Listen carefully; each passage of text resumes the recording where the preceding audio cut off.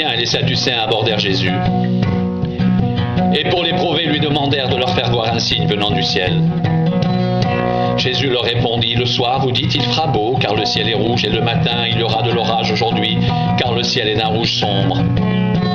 Vous savez discerner l'aspect du ciel, et vous ne pouvez discerner les signes des temps? Une génération méchante et adultère demande un miracle. Il ne lui sera donné d'autre miracle que celui de Jonas. » Puis il les quitta et s'en alla.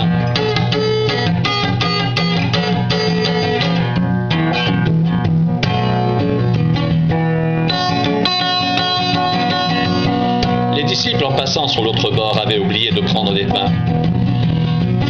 Jésus leur dit, « Gardez-vous avec soin du levain des pharisiens et des sadducéens. »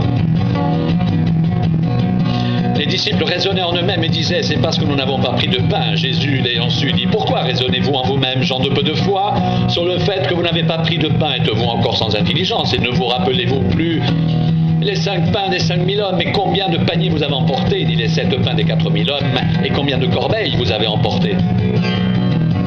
Comment ne comprenez-vous pas que ce n'est pas au sujet des pains que je vous ai parlé? Gardez-vous du levain des pharisiens et des sadducéens. » Alors, ils comprirent que ce n'était pas du levain, du pain qu'il avait dit de se garder, mais de l'enseignement des pharisiens et des sadducéens.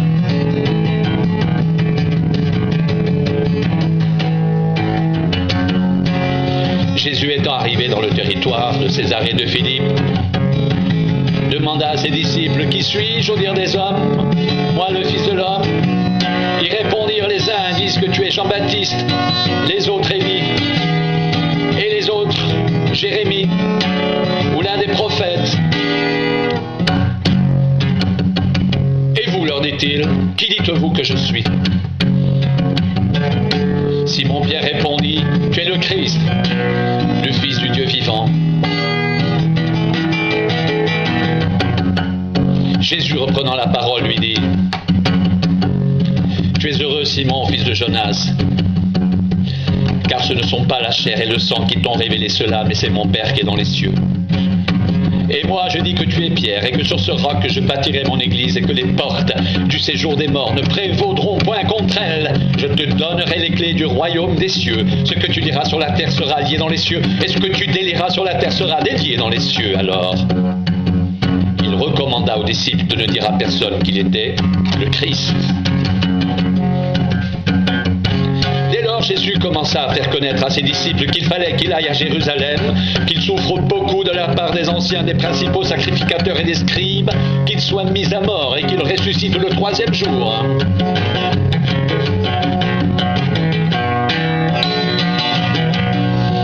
Pierre, l'ayant pris à part, se mit à le reprendre et dit « À Dieu ne plaise, Seigneur, cela ne t'arrivera pas. » Mais Jésus, se retournant, dit à Pierre, « Arrière de moi, Satan, tu mets en scandale, car tes pensées ne sont pas les pensées de Dieu, mais celles des hommes. »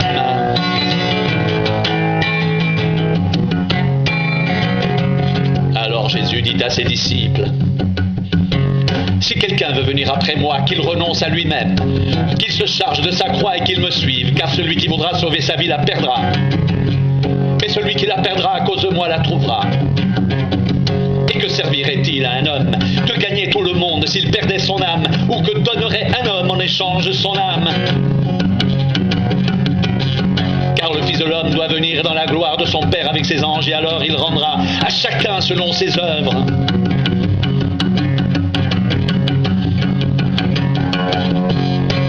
Si quelqu'un veut venir après moi, qu'il renonce à lui-même, qu'il se charge de sa croix et qu'il me suive. Celui qui voudra sauver sa vie la perdra, mais celui qui la perdra à cause de moi la trouvera. Et que servirait-il à un homme de gagner tout le monde s'il perdait son âme, ou que donnerait un homme en échange de son âme? Car le Fils de l'homme doit venir dans la gloire de son Père avec ses anges, et alors il rendra à chacun selon ses œuvres.